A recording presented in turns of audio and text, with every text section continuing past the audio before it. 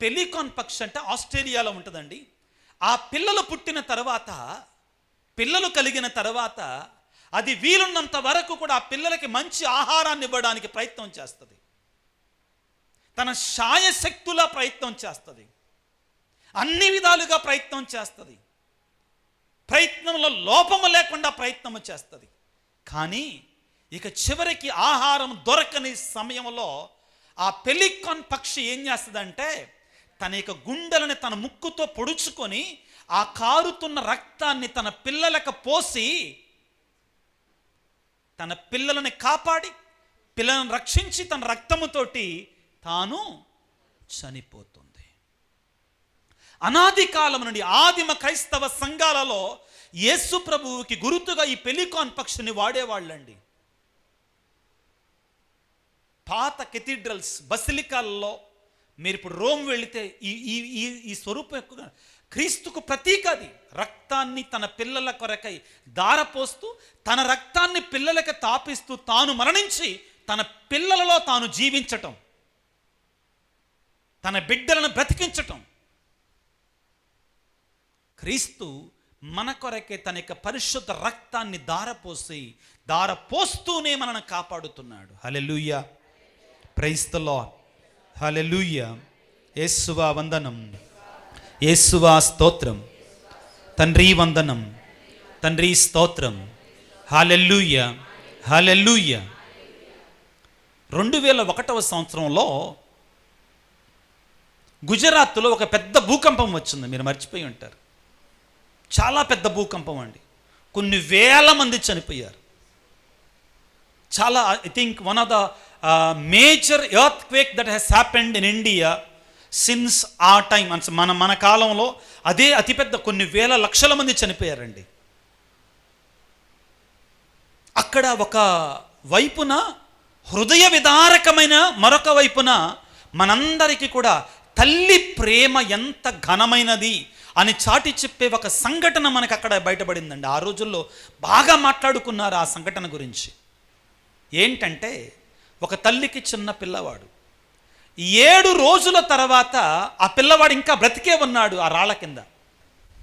7 రోజుల తర్వాత, 6 రోజుల తర్వాత ఒక చిన్న పిల్లవాడు, బాలుడు ఎలా బ్రతికాడు, ఎలా సాధ్యమైంది ఈ పిల్లవాడికి అంటే అందరికీ ఆశ్చర్యమే. ఆ రోజుల్లో జాగ్రత్తగా పరిశీలిస్తే వాళ్ళందరూ అక్కడ ఉన్న చుట్టూ ఉన్నటువంటిది, ఆ యొక్క భూకంపం వస్తున్న సమయంలో ఆ బిల్డింగ్ పడిపోతుండగా ఆ బాలుణ్ణి ఆ తల్లి ఇలా ఒడిలో హత్తుకొని ఉంది.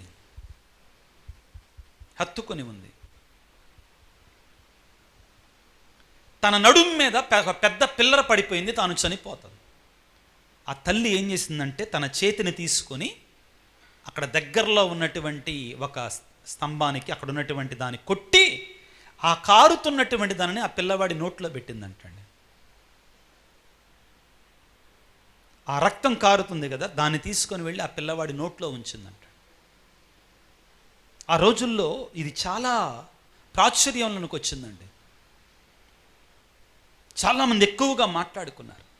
ఆ తల్లి యొక్క ఆ రక్తపు బలముతో ఆ పిల్లవాడు 6 రోజులు, 7 రోజులు, 5 రోజులు సుమారుగా అసలు ఊహించలేదు ఇన్నాళ్ళు బ్రతుకుతాడు. ఆ పిల్లవాడు, ఆ వయసులో ఉన్న పిల్లవాడు.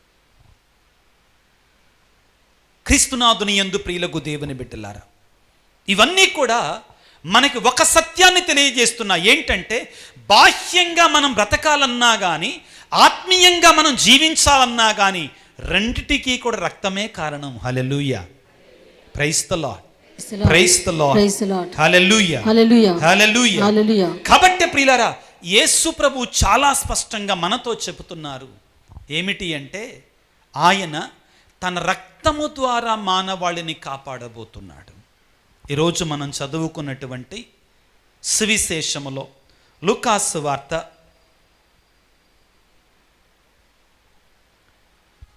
22వ అధ్యాయము, లూకాసు వార్త 22వ అధ్యాయము 20వ వచనములో ప్రభు ఈ విధంగా అంటున్నాడు. ఆయన అట్లే భోజనానంతరము పాత్రమునందుకొని, ఈ పాత్రము మీ కొరకు చిందబడున్న రక్తముతో ముద్రితమైన నూతన నిబంధన. ఆ రక్తము ద్వారా మనందరము కాపాడబడ్డాము, రక్షించబడ్డాము. దయచేసి మీలో కొన్ని వాక్యాలు నా కోసం చదవడానికి ప్రయత్నం చేయండి. బైబిల్ దగ్గర ఉన్నటువంటి వాడు కొంచెం సేపు వాక్యాన్ని ధ్యానం చేయడానికి ప్రయత్నం చేద్దాం. ప్రియులకు దేవుని బిడ్డలారా, యోహాను రాసిన మొదటి లేఖ 1వ అధ్యాయము 7వ వచనాన్ని చదువుకుందాం. యోహాను రాసిన మొదటి లేఖ 1వ అధ్యాయము 7వ వచనాన్ని చదువుకుందాం. కానీ ఆయన వెలుగునందు ఉన్నట్లే మనమును వెలుగులోనే జీవించినచో మనము అన్యోన్యమగు సహవాసము కలవారము అగుదము. ఇప్పుడు ముఖ్యమైన మాట, ఆయన పుత్రుడకు యేసు ప్రభు యొక్క రక్తము మనలను పాపములన్నిటి నుండి శుద్ధి చేయును. Hallelujah, praise the lord, praise the lord. మన పాపాలు కడిగి వేసేది, మన దోషాలు మన్నించేది ఆయన యొక్క రక్తమే. మనందరం జ్ఞానస్నానం తీసుకున్నాం కదా, అందరు చూడండి, తీసుకున్నాం కదా. దేంతో తీసుకున్నాం? నీటితో. ఇంకా దేంతో తీసుకున్నాం?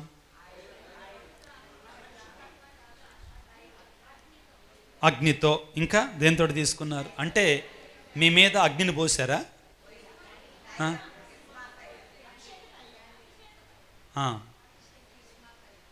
మీకు అందరికి ఒక విషయం చెప్పాలి, వినండి. ఆ అభిషేక తైలం లేకపోయినా జ్ఞానస్నానం ఇవ్వచ్చు. ఓకే, అంటే కంప్లీట్గా జ్ఞానస్నానం కంప్లీట్ కావటానికి గురువు ఇచ్చేటప్పుడు తప్పనిసరిగా అభిషేక తైలాన్ని, క్రిస్మా తైలాన్ని, అభిషేక తైలాన్ని ఇస్తారు. కానీ ప్రమాద సమయంలో ఎవరు లేనప్పుడు మీరు కూడా ఇవ్వచ్చు జ్ఞానస్నానం. తెలుసా విషయం? అంటే ఒక వ్యక్తి ప్రమాదంలో ఉన్నాడు, నువ్వు జ్ఞానస్నానం పొందిన బిడ్డవు కాబట్టి ఆ మరణాపాయ స్థితిలో ఉన్నప్పుడు నేను జ్ఞానస్నానం పొందాలనుకుంటున్నా, బాప్తిస్మం స్వీకరించాలనుకుంటున్నా అన్నప్పుడు నువ్వు తప్పనిసరిగా జ్ఞానస్నానం ఇవ్వాలి. భయపడాల్సిన అవసరం లేదు. కానీ జ్ఞానస్నానం పొందుకున్నప్పుడు మనం దేని చేత కడగబడుతున్నాం అనేటిది ఒకసారి తెలుసుకుందామా? ఇక్కడ ఎన్ని నీళ్లు బుడిగి పోసుకున్నాం ముఖ్యం కాదు, ఎన్నిసార్లు మునిగాము ముఖ్యం కాదు. అర్థమైందా? ఆత్మీయంగా నువ్వు క్రీస్తు రక్తము చేత కడగబడ్డావా లేదా ముఖ్యమైనటువంటిది. క్రీస్తు రక్తము చేత కడగబడ్డావా లేదా చాలా ముఖ్యమైనటువంటిది. చాలాసార్లు అంటారు, మీరు ఏ జ్ఞానస్నానం తీసుకున్నారు? చిలకరింపు జ్ఞానస్నానం, RCM వాళ్ళది. ఏంటిదంట? అవునా కాదా? మరి మీదేందంట? మునుగుడు జ్ఞానస్నానం. అంతమ్మ టీచర్ గారు చెప్పండి అండి, నాకు నేర్పించండి, మీ స్టూడెంట్ని కదా, చెప్పండి అమ్మా. పాత నిబంధన గ్రంథంలో వినండి, ఇది చాలా టెక్నికల్ అండి, వినాలి, ఊరికనే లేదు. పాత నిబంధన గ్రంథంలో ప్రజల యొక్క పాపాలు క్షమించబడటానికి గొర్రెపిల్ల రక్తాన్ని చిలకరించేవాళ్ళ, రక్తంలో ముంచేవాళ్ళ? మరి అక్కడ చిలకరించినప్పుడు ఇక్కడ చిలకరింతే సరిపోద్ది కదా. Hallelujah, praise the lord, praise the lord. Connection అర్థమైందా? మరి అక్కడ మనం ఆ నిబంధనలో ఉన్నటువంటి దాని యొక్క it foreshadows our spirituality in the new testament. పాత నిబంధనలో జరిగింది, నూతన నిబంధనలో ఏది జరగబోతుందో దానికి నిదర్శనంగా నిలబడుతుంది. అక్కడ కూడా ఆ గొర్రెపిల్ల రక్తాన్ని చిలకరించేటువంటి వారు కదా. మరి అటువంటప్పుడు ఇక్కడ మరి మనం అర్థం చేసుకోవాల్సింది ఏంటంటే, నీరు అనేటువంటిది ఒక గుర్తు మాత్రమే. It is only sign and symbol. జ్ఞానస్నానాన్ని, దివ్య సంస్కారాన్ని ఏమంటారంటే, it's an external sign of inner grace. అది ఒక బాహ్యమైన గుర్తు. ఆధ్యాత్మికంగా మనం అంతరంగికంగా పొందుకునేటువంటి వరానికి, పరిశుద్ధాత్మ దీవెనకి ఈ దివ్య సంస్కారం అని, అన్ని దివ్య సంస్కారాలు కూడా మనకి ఒక బహిరంగమైన సూచన. ఏదైనా కానీ అర్థమైందా? అర్థం కాలేదు, మళ్ళొకసారి చెప్పాలి. ప్రతి దివ్య సంస్కారము కూడా ప్రియులకు దేవుని, ముఖ్యంగా జ్ఞానస్నానం అనేటువంటిది మనం అంతరంగికంగా పొందుకునే దైవ కృపకి అది బాహ్యమైన సూచన మాత్రమే. కానీ నువ్వు అంతరంగికంగా పొందుకునేది ముఖ్యమైనటువంటిది, నువ్వు బాహ్యంగా పొందుకునే దానికంటే. Hallelujah, praise the lord, praise the lord. జ్ఞానస్నానములో కూడా నువ్వు నీటి చేత కడగబడటం అనేది తప్పదు, కానీ అది ఒక బాహ్యమైన సూచన మాత్రమే. దేనికి? నువ్వు దేవుని బిడ్డగా శ్రీసభలో సభ్యుడిగా సభ్యురాలిగా మారుతున్నావని. అప్పుడు నీకేం జరుగుతుంది? ఆత్మీయంగా లోపల ఏం జరుగుతుంది అంటే వాక్యాన్ని చదువుకుందాం. యోహాను రాసిన మొదటి లేఖ 5వ అధ్యాయము. యోహాను రాసిన మొదటి లేఖ 5వ అధ్యాయము 6వ వచనము నుండి చదవటానికి ప్రయత్నం చేద్దాం. ప్రత్యక్షమైన ఆయన యేసుక్రీస్తు ఒకళ్ళు. ఆయన ఎలా వచ్చాడంటండి? జలముతోను రక్తముతోను. ఎలా వచ్చాడంటండి? జలముతోను. అందరూ ఒకసారి చూడండి, ఇటు చూడండి ఒకసారి. దేంతో వచ్చాడండి? అదే విధముగా రక్తముతోను, సిలువపై వేలాడుతుండగా ఆయన యొక్క ఆ హృదయము నుండి కారినటువంటి జలము, రక్తము, మానవత్వము, దైవత్వానికి గుర్తు. ప్రియులకు దేవుని చదువుకుందాం. జలముతోను రక్తముతోను వచ్చను. జలముతోడనే కాక జలముతోను రక్తముతోటు వచ్చను. అందరు ఒకళ్ళు చదువుతున్నారు, డోంట్ రిపీట్ ప్లీజ్.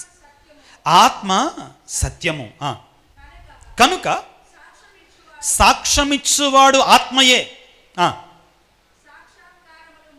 సాక్షాధారాలు 3.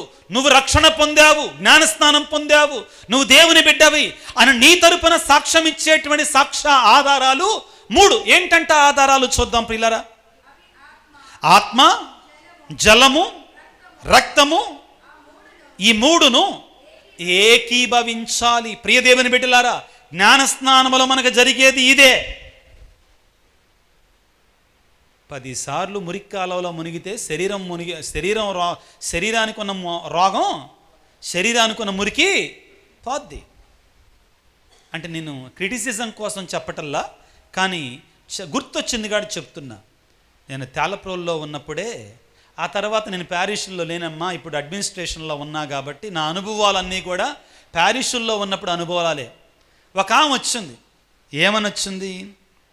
ఫాదర్ గారండి, మీరు వచ్చిన తర్వాత ఆమన్న మాటలే, ప్రభు నన్ను తగ్గించునుగాక అని హెచ్చించునుగాక. Hallelujah, praise the lord, praise the lord. ఏదైనా ఉదాహరణ చెప్పినప్పుడు మనకి సబ్జెక్ట్ అర్థం కావటం కోసమే చెప్తాను. ఏదైనా సంఘటనలు చెప్పినప్పుడు దేవుని మహిమ కొరకే ఎప్పుడూ కూడా. ఆమె వచ్చింది, నా దగ్గర చెప్పటం ప్రారంభించింది. ఫాదర్ గారండి, మీరు వచ్చిన తర్వాత వాక్యం బాగా నడుస్తుందండి, సంఘంలో బాగా నడుస్తుందండి విచారణ. నేను కూడా ఈ సంఘానికి వస్తున్నానండి 2-3 వారాల నుంచి. అవునమ్మా చూస్తున్నానమ్మా, 2-3 వారాల నుంచి వస్తున్నామన్నా. నేను ఆమె అన్నది ఏంటంటే, ఫాదర్ గారండి, నేను మళ్ళీ జ్ఞానస్నానం తీసుకోవాలనుకుంటున్నానండి, అంటే బాప్తిస్మం తీసుకోవాలనుకుంటున్నానండి అన్నది. మళ్ళీ అంటే ఎన్నిసార్లు తీసుకున్నావు ఏంటంటే, ఇప్పుడు ఒక 3 సార్లు అయిపోయినాయి స్వామి అన్నది.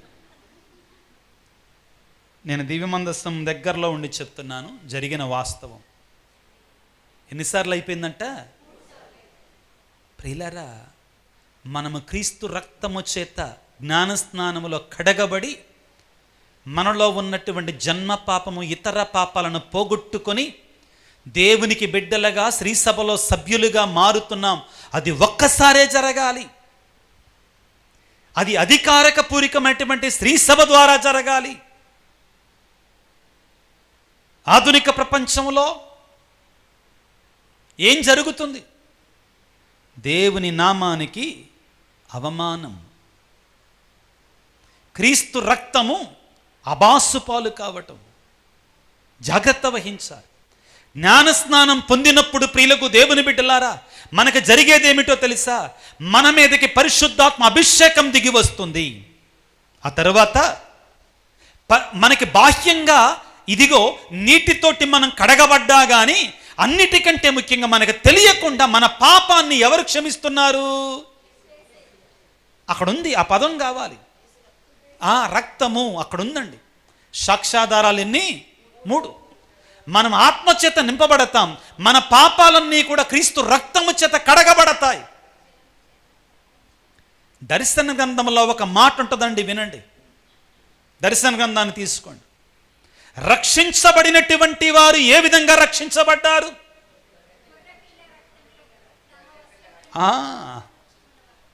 ప్రియులారా గుర్తుంచుకోండి, దయచేసి అందరూ గుర్తుపెట్టుకోండి. రక్షణ యేసయ్య రక్తములో మాత్రమే.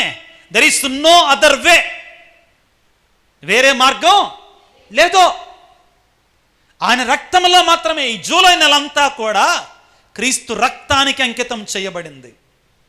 జూన్ నెలంతా కూడా క్రీస్తు శరీరానికి, దివ్య సప్రసాదానికి అంకితమైంది. ఎంతో పవిత్రమైనటువంటి శక్తివంతమైన రిట్రీట్ ఇది. మీరు అర్థం చేసుకొని దాన్ని కొంతవరకైనా కానీ ఆకళింపు చేసుకోగలిగితే, ఆ ఆత్మలో, ఆ క్రీస్తు రక్తములో మీరు కడగబడగలిగితే, అందరికి ఒక మాట చెప్పన, భూమి మీద సైతానుడు గడగడ వణికేటువంటి ఆయుధం ఏంటో తెలుసా? సిలువ అంటామండి మనం. యేసు రక్తం. యేసు రక్తం. ఎందుకంటే ఆ రక్తమే సాతానిక కోరలు పీకివేస్తుంది. ఆ రక్తము ద్వారానే పాపము కడగబడింది. సకల మానవాళి యొక్క పాపం కడగబడింది. ఆ రక్తాన్ని చూస్తే సాతానుడు గడగడ వణికిపోతాడు. ప్రతిరోజు నీ కుటుంబంలో నువ్వు ఒక చిన్న ప్రార్థన చేసుకోవాలి. యేసయ్యా, నీ పరిశుద్ధ రక్తాన్ని నా కుటుంబం చుట్టూ ప్రోక్షించయ్యా. హల్లెలూయా, హల్లెలూయా, హల్లెలూయా, హల్లెలూయా. సాతాను శక్తులకు అధికారం లేకుండా పవిత్రపరచు, పరిశుద్ధపరచు, అభిషేకించు ఈ ప్రాంతాన్ని. హల్లెలూయా, హల్లెలూయా, హల్లెలూయా. దర్శన గ్రంథము 7వ అధ్యాయము, దర్శన గ్రంథము 7వ అధ్యాయము 9వ వచనం నుంచి చదువుకుందాం. తదనంతరము నేనట్టు చూడగా అచ్చట ఒక గొప్ప జనసమూహము ఉండెను. ఆ జనసంఖ్య లెక్కకు మిక్కుటముగా ఉన్నది. ఎంతమంది అండి వాళ్ళు? అసంఖ్యాకము, అగణితములైనటువంటి వారై ఉన్నారు. అగణితం అంటే అండి గణింపలేనటువంటి వారు, అంతగా ఉన్నారు. ఎవరు వారు? అన్ని తెగల వారు, అన్ని జాతుల వారు, అన్ని వర్గముల వారు, అన్ని భాషల వారు కలిగి ఉండరి. వారు ఎక్కడున్నారు? సింహాసనము, గొర్రెపిల్ల ఎదురుగా ఉన్నారు. అయితే యోహాను గారు పాట్మోసు దీవిలో ఉండగా దర్శన గ్రంథములో రాస్తున్న సమయంలో ప్రియులారా, ఒక దేవదూత ఆ పెద్దలలో ఒకడు వచ్చేసి యోహాను గారిని అడుగుతున్నాడు, అయ్యా వీళ్ళందరూ ఎవరయ్యా అంటున్నాడు. గురువుకు తిరుగు మంత్రం చెప్పినట్లుగా. ఆ పెద్దకి తెలుసు వాళ్ళెవరో, అంతే కదండి. పెద్దకి వాళ్ళెవరు, ఆ లెక్కకు మిక్కుటముగా ఉన్నారు, రక్షణ పొందినటువంటి వారు, దేవుని యొక్క గొర్రెపిల్ల సింహాసనం యొక్క ఆ ఎదురుగా ఉండి దేవుని నామాన్ని స్తుతిస్తూ ఉన్నారు. ఏమని పాడుతున్నారు? 12వ వచనంలో ఉంటుందండి, ఆమేన్. మన దేవునికి సదా స్తుతి, వైభవము, జ్ఞానము, కృతజ్ఞత, గౌరవం, ప్రాభవము, శక్తియు కలుగునుగా. కానీ దేవుని నామానికి, ఆ గొర్రెపిల్ల నామానికి, ఆ సింహాసనం ఎదురుగా దేవుని నామాన్ని స్తుతిస్తున్నారు. రక్షణ పొందినటువంటి వారందరూ లెక్కకు మిక్కుటముగా ఉన్నారు. ఆ లెక్కకు మిక్కుటముగా ఉన్న వాళ్ళు నేను కూడా ఉంటే ఎంత బాగు. Hallelujah, hallelujah, praise the lord, praise the lord. ఆ గొర్రెపిల్ల సింహాసనం ఎదురుగా నేను కూడా ఉంటే ఎంత దీవెన. హల్లెలూయా.